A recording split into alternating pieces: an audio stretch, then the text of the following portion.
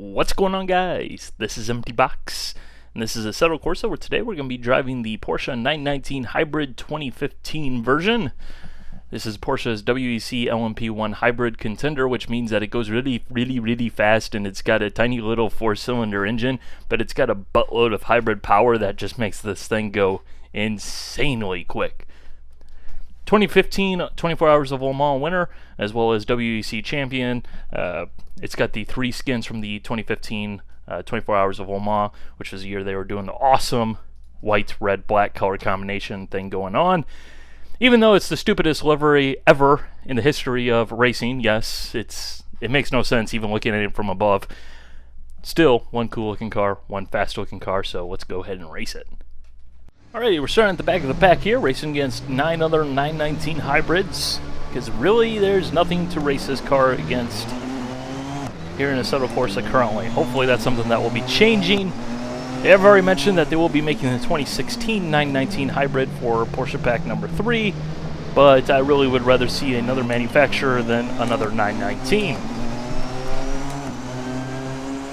And if I remember correctly, they did at one point say that they're likely to be building one of the Toyotas. I forget which year specifically it is, but I haven't heard anything about that for a long while, so who knows. I'd really like to see another one of these P1 hybrids from one of the other manufacturers. You already got a Toyota and then Audi and Assetto Corsa already, so hopefully that's something that can happen.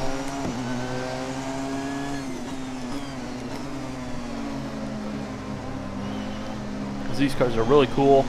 I think Assetto Corsa really is a solid home for them because of the systems that they can offer. For example, reaching back to my R Factor 2 video with the Indy Racers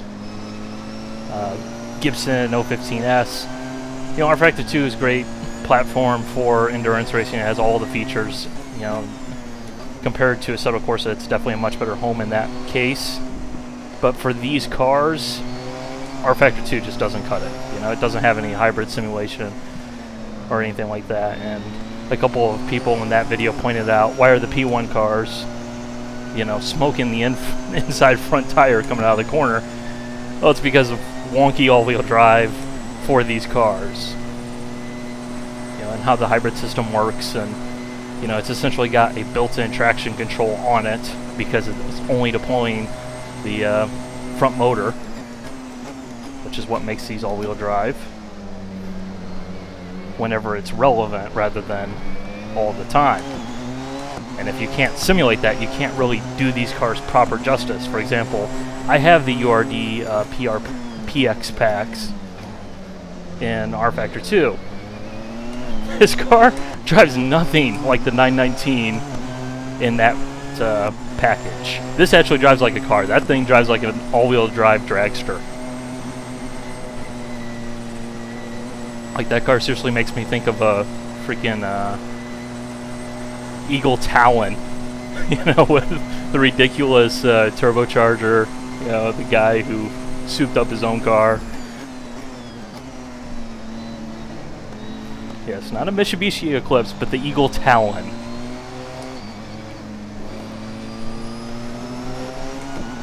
Think about that one for a moment. But anyways,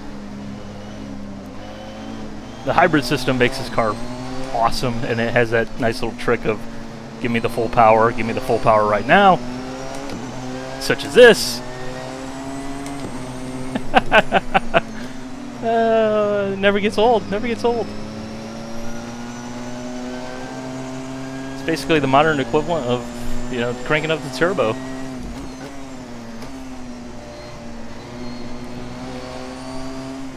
And if you look down in the bottom right hand corner, there's the tachometer, the speedometer, the little overlay that I run. You can see there's a lot of different things going on there, a bunch of different pretty colors. The white outside ring is obviously the tachometer of the internal combustion engine. A little turbocharged 4-cylinder in this thing, good for roughly about 550 horsepower-ish. Who actually knows? Then there's a blue bar that comes up when the hybrid is being deployed.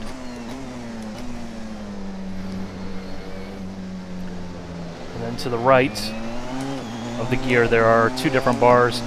One of them is your lap allotment of hybrid energy, then the other one is the main battery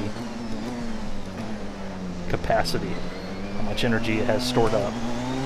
So you can see when that blue meter gets bigger. And right now it's maxed out. We're on the button. Release the button and it goes back to normal. And you do have various different options for your hybrid deployment. And it definitely does make a world of difference. Interestingly, in the menu, this car is quoted as 900 horsepower. However, I don't know what it's actually doing in terms of the physics. I haven't looked into it. But, you know, just for reference, it's pretty well known that the four-cylinder in this car, the engine produced roughly around 500, 550, 600 horsepower, maybe maximum. You know, depending on how much, you know, you think Porsche is, you know, doing the gamesmanship thing and saying, yeah, our engine really makes, you know, 350 horsepower when it actually makes 700, you know, that thing that they all do. But it's pretty well known that these cars were making in excess of 1,000 horsepower with all the hybrid system fully deployed and everything like that. To the point where they actually limited the deployment at Le Mans for 2016 because the cars were just becoming way too fast because of the hybrid systems. So you can have hybrids in racing. You can have electric cars, essentially, in racing and not have lameness. Because that is essentially what LMP1 is going to end up getting to eventually. I think it's the first class we'll see besides Formula E. You know, depending on how the series plays out in terms of race distances. But I think it's the first place where you're really going to see a huge push towards, you know, full electric racing.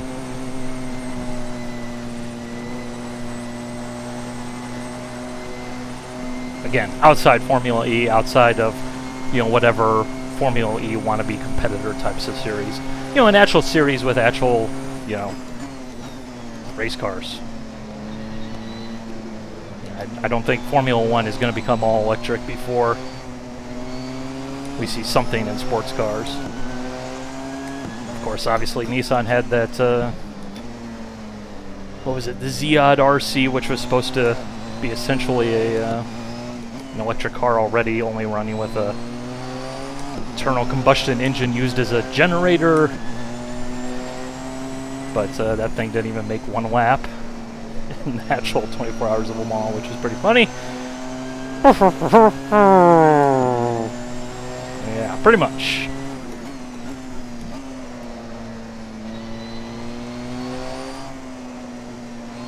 In terms of driving this car, it is definitely a very capable, easy car to understand. Nothing too goofy going on here. As again, while it is quoted as 900 horsepower, that's not all coming from the internal combustion engine, which means that it automatically has traction control. I've just turned the traction control off. You'll still see the blue hybrid assist meter jiggling all around, coming out of the corners.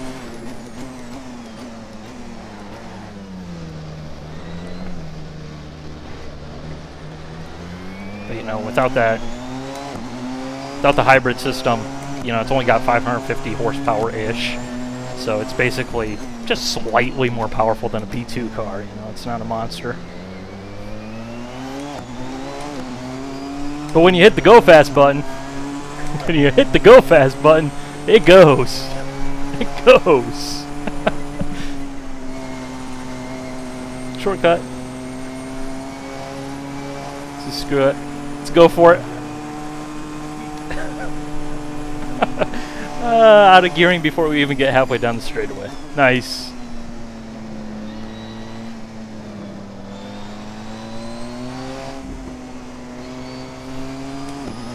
course, that does kind of screw you over in terms of, you know, how much juice you have left for the rest of the lap.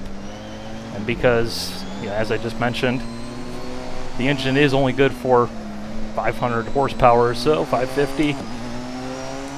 You don't want to run out of hybrid juice. And you do only get so much of it per lap.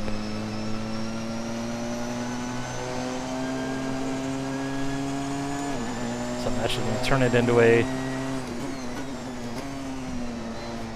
different mode to try and save what we can, make back some energy. See how we just dumped a whole bunch of it.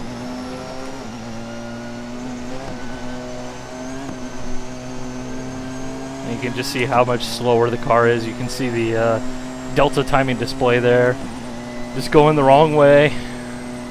Oh, we're going slow.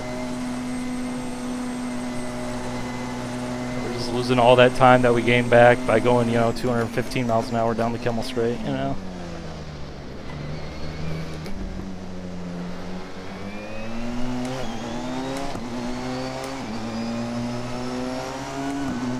So we'll go ahead and turn it up again.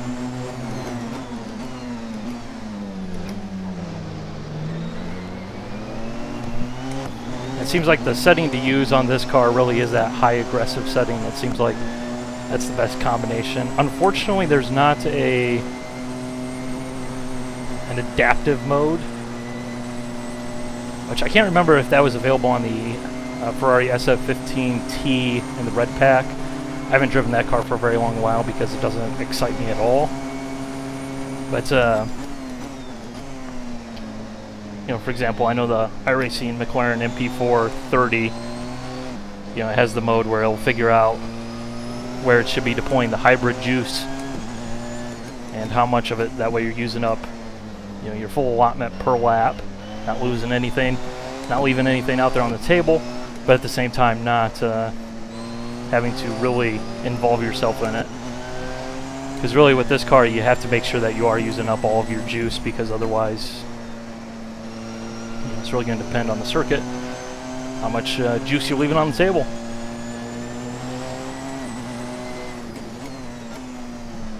So if you do plan on racing this car, make sure you have the what is called the KERS activation button mapped.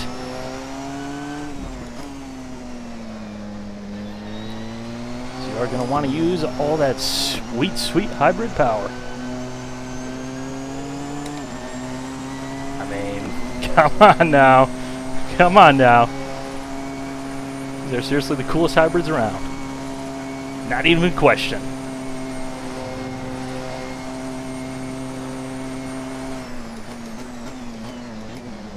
The one thing you really got to be careful with, especially when you start laying on the button for a very long time, is that you're not putting yourself in a position where you're going to greatly overshoot your braking marks.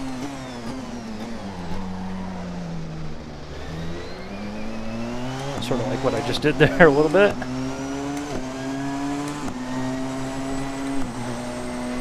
Because, you know, obviously this thing does pull so hard with the hybrid in there.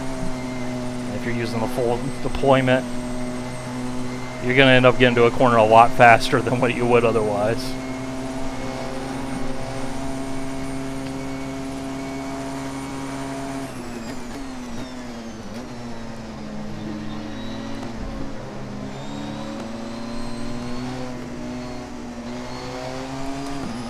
Really a very nice car to drive. It drives like a Formula car with fenders, which isn't exactly shocking. You know, it's a purpose-built prototype. It was very, very, very effective.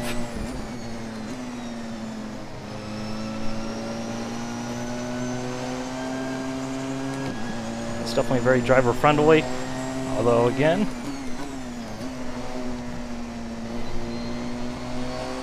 I think the challenge is going to be more so just running consistent laps, lap after lap after lap after lap.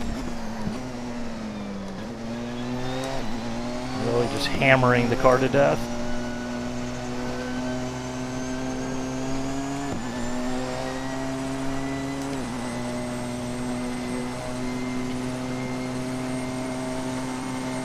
Again, you can see that delta timing display. You know, we were up a second at the end of the straight, but over the course of the lap, we clawed that all back until I spin out.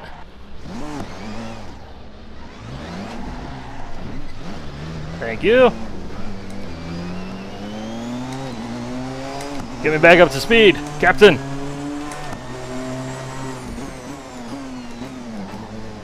And that is the one corner that you gotta watch out for. Otherwise, this car is very simple to drive. Don't need to worry about the power too terribly much.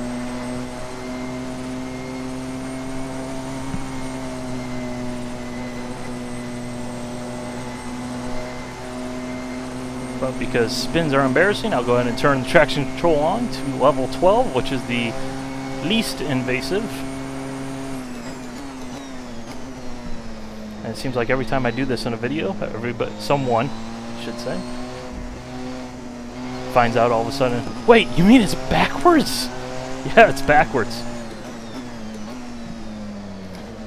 And they even say that in the menus. 1 is the most aggressive setting for the traction control in terms of intervention. 12 is the least.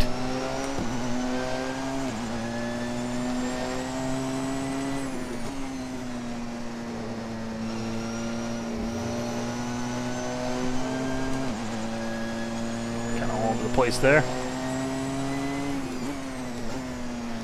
Whoa there. Accidentally turned up to hot lap mode.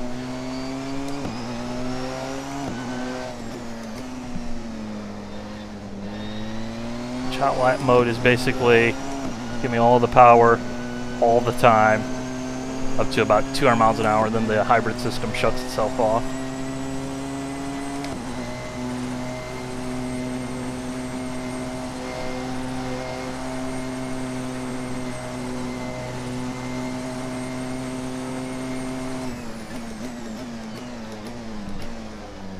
Go ahead and remain silent here this next lap. Let you guys listen to the engine sounds. I think they actually did a pretty good job on them. Assetto Corsa standards at least.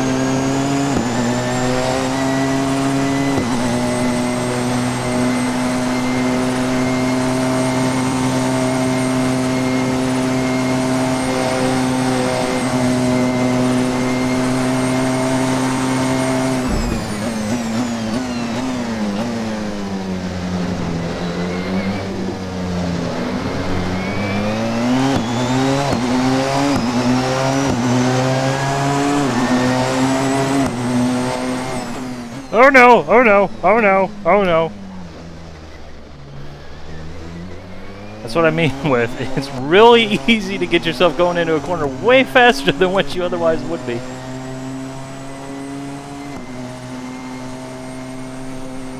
The next thing you know, you're like, oh crap, I have made a massive mistake. This is not going to end well.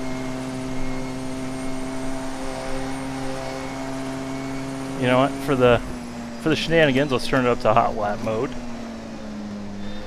which doesn't have enough juice to make it around a full lap. If you pay attention to that blue meter, yeah, you definitely see it's deploying more power.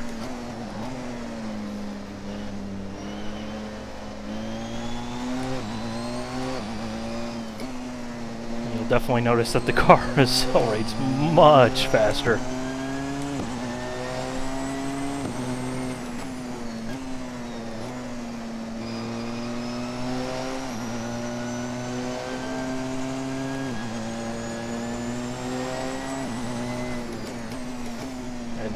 The traction control has nothing to do with the hybrid assistance. You can't turn the traction control off on that. So obviously that would be stupid in general anyways.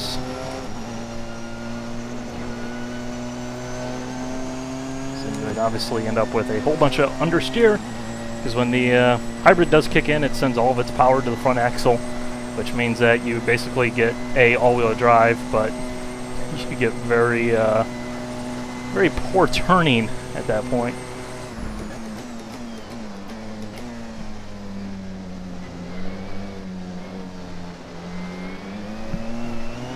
That second corner is just impossible there. You just can't see.